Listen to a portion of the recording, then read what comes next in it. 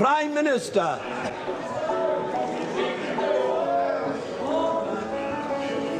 Mr. Speaker, sir, the House meets this Saturday to respond to a situation of great gravity.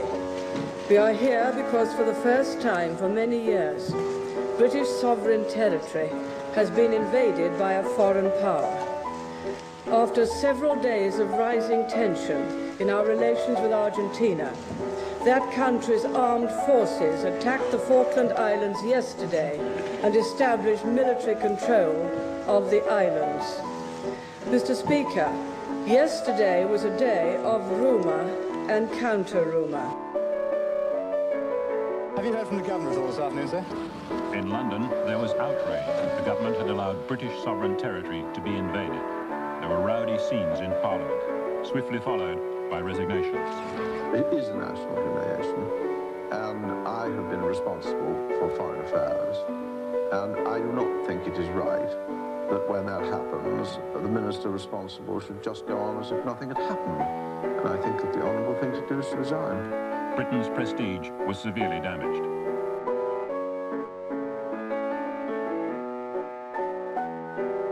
I can't deny that I was immensely thrilled. It was thrilling to see the huge crowd outside Government House supporting our action regardless of their political beliefs. The workers had demonstrated against the government in that same square only a few days before. But now even the trade unions were there supporting Argentina's stand. So I can't deny that it was one of the most moving moments of my life. The Malvinas are a national cause in Argentina. Pupils in primary school learn about their lost heritage, of how the British stole the islands from them in 1833. Youngsters are shown that the islands are part of Argentina's continental shelf. La plataforma continental va a ser la prolongación del continente por debajo del agua. From a South American perspective, Britain's claim to the islands is absurd. De Santa Cruz. Even an unpopular dictatorship would be acclaimed if it could recover the Malvinas. When news of the invasion reached Buenos Aires, the crowds went wild. The military regime's record of violent repression, the economic crisis, all were forgotten overnight. The national dream of reoccupying the Malvinas had been realized.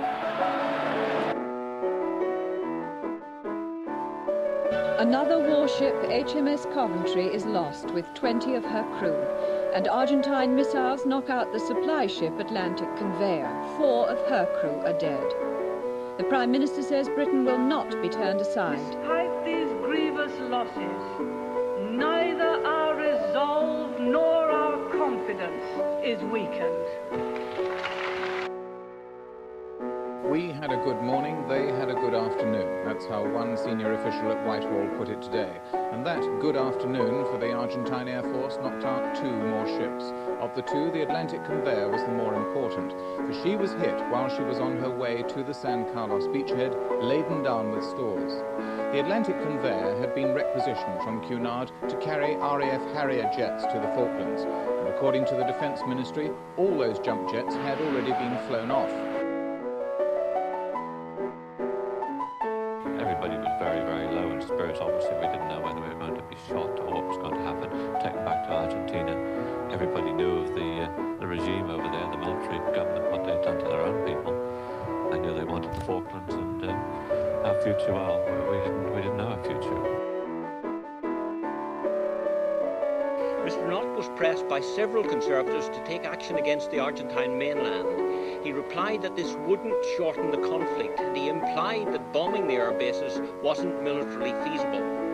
Mr. Knott promised John Silken for Labour to keep every diplomatic avenue open in order to minimise casualties, but he told David Owen of the SDP that the Argentines showed no sign of wanting a peaceful settlement. The Royal Marines lacked our motivation. I think the reason for our motivation was the cause we were defending. You have to understand, we were defending something that was ours. They were simply following orders as professional soldiers. reconnaissance photograph taken later in the day showed the neat line of bombs from the Balkan. Blind bombing from 3,500 miles, it had achieved its object. One bomb on the runway. While the raid was going on, one of the Harriers in the first wave took pictures of the later bombs going off. Some were high explosive, others were cluster bombs, a shrapnel weapon intended to penetrate armored vehicles, radar installations, planes, and people.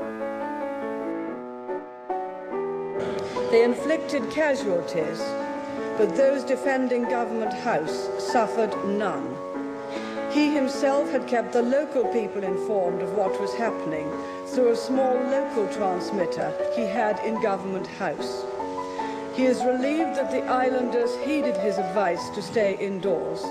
Fortunately, as far as he is aware, there were no civilian casualties. When he left the Falklands, he said the people were in tears.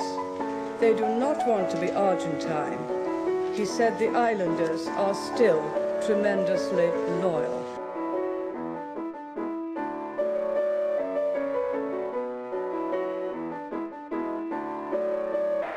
No puedo negarle que fue una alegría inmensa, como fue también quizás unos momentos más emocionantes y más importantes de mi vida.